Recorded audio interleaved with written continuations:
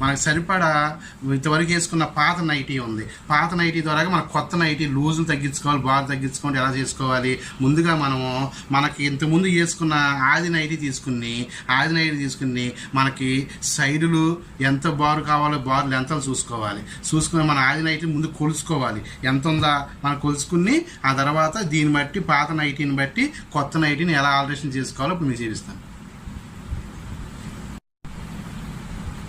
మనం ఇప్పుడు నైటీ తిరగేసుకోవాలి. ఇప్పుడు పైన ఉంది కదా, మనం కుట్టుకోవాలంటే నైటీ తిరగేసేసుకుని మనం కుట్టుకోవాలి.